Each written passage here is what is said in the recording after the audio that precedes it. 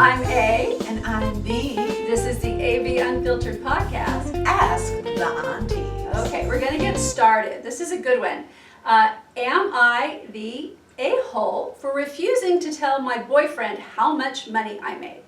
Ooh, let's find out. Okay, I, 29 female, have been with my boyfriend, 39 male, for about a year and a half. We are definitely on the serious side, congratulations. But I have learned some lessons and like to take things slow. We will typically spend 1 or 2 nights a week together, but not every weekend, for instance. The fact that we both have a pet is also a factor. I have 2 cats. He has a mountain dog. We just adopted a little kitty, or rescued a little kitty, so I understand how that can be a problem. He isn't a great planner either, and we've had some huge fights over that, but overall he is a good guy and I am committed to him. We are fairly normal and have talked about all the things people normally talk about at this time of dating. Formative memories, exes, and what we want out of life, etc. And we are pretty aligned on just about everything. Early on, maybe a month in, he got curious about my financial situation. A month in? Yeah. Huh. Yeah. And I said that was a boundary for me. Good for you. Good for you, setting up boundaries. He accepted it and moved on. Good for you, sir. But it's come up again and again. So he didn't actually move on. He didn't. No. I take back my praise. This is over the course of months, so it's not like he's forcing the issue, but money discussions do arise. We took a trip to Hawaii, for instance. Oh, we'll go back. Money issues do arise, but when they arise, they should be about what you are addressing to do. Like if you're going to go out somewhere, if the guy is generally paying, or if you every now and then gift them with ball tickets or something like that, or you know, you guys are going someplace that seems extravagant, you talk about how you're going to pay for it and who puts in what. But that's about it for money issues. When you're dating, and they've only been together a year, Yeah. he brought up wanting to know how much she made. You don't ask even your best friends when you know them for years how much they make. Yeah. People, when they trust you and feel that that's something that you should know, will offer that information. Yeah, that's kind of a red flag for me looking back on that.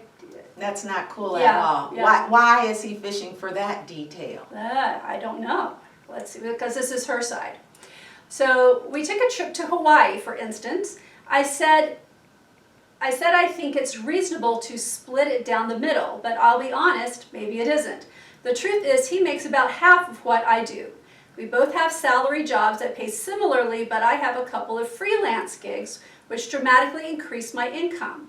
I come from a pretty stark poverty, and the idea of sharing money with a man is very difficult for me. Yay, girl. Yeah. And look, she's a hustler. She is a hustler. She's got freelance stuff. She's working stuff on the side. Now, she knows that she makes probably double what he makes. But she works more than he does, too. So he knows she makes double of what he makes. Well, he knows that she makes more than he does because she has freelance gigs. So why does he need to know a number? That is a good question. And what difference does it make when he already knows? I don't know. Is that going to make him go get some freelance gigs? Or it might make him decide, there are a variety of things that could happen. He may think, I'm not man enough, I can't have my woman make more money than I do, which is very common in our current society right now, because people have outdated ideas of what it is to be a man. True. You know? Or what it is to be a couple. You know, and what it is finances are for. Right. Now, if he takes that position, then he's really got low self-esteem and doesn't think highly of himself. Yeah.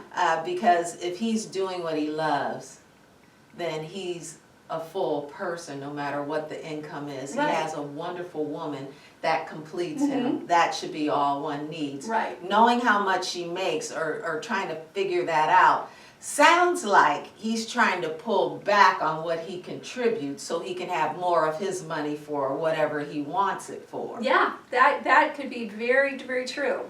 ending it up, it came up again recently, and again I said, I don't want to go there. He said he thinks it's weird that we've been together this long and haven't. He didn't come at me or really dwell on the issue or anything, but it still makes me feel guilty or like I'm doing something wrong. So am I the a-hole?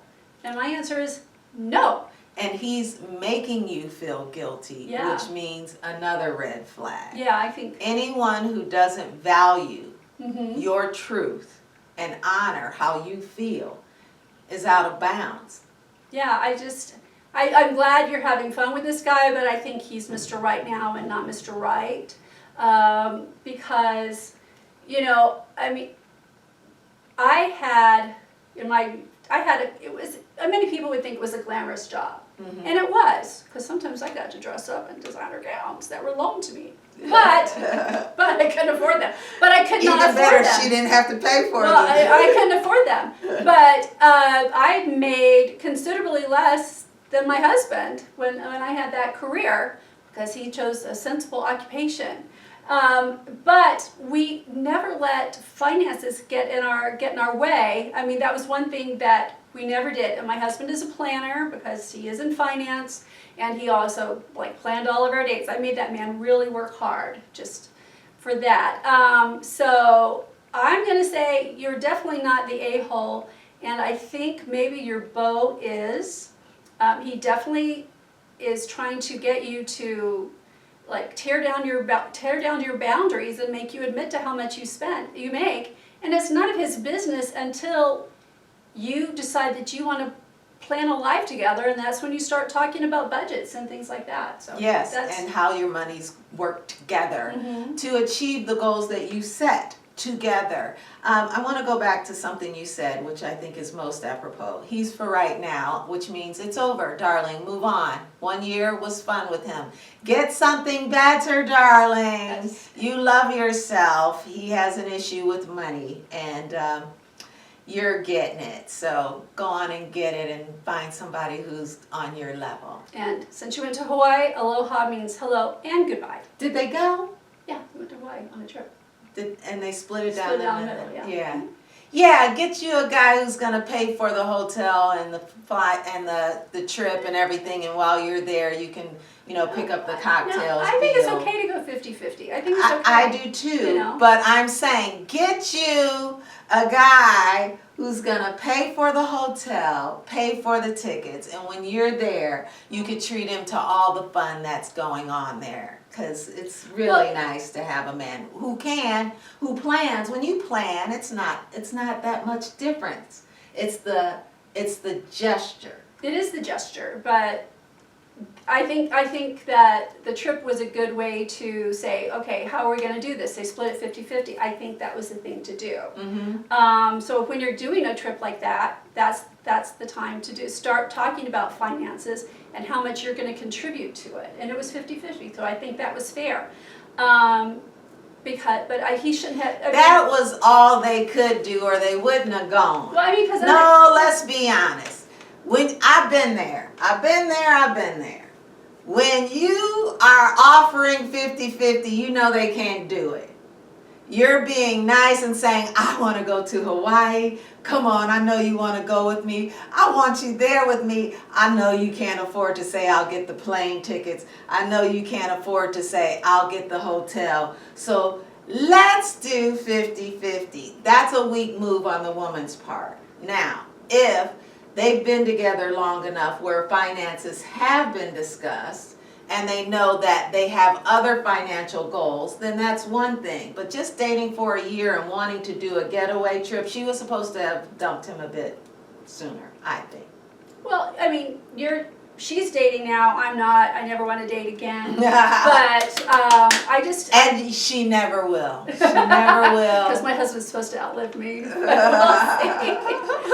I mean, it's dating's scary today, and people are not making the kind of money that most of the people are not making the kind of money that you want. But people are. People are. Some people are. Exactly. But people some people are. aren't. He's not. He's not one of those He's guys. not. And if she wants to stay with him, then she's gonna always be doing that. and it's already made her uncomfortable. He's uncomfortable. It's clearly an issue. It is an issue.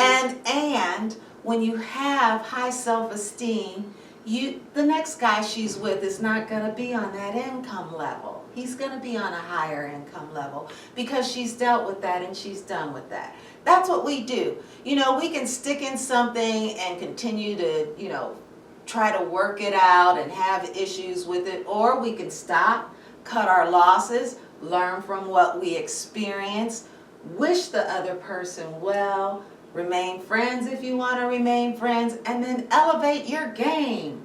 Because why should a woman who wants to do things, she's young. She is young. There's the 10-year age difference. She's young. There are men out there who will certainly satisfy her needs and beyond. Well, find somebody who matches your hustle. I think that would be the thing to do. Exactly. Well, you know, dating coaches do say equal income does make a difference for an upward mobile woman who's successful. Mhm. And it sounds like she's successful. Yeah.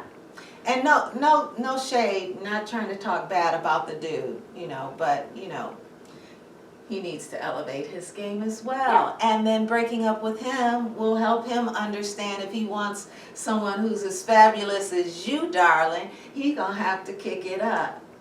He's going to have to match your hustle. Absolutely.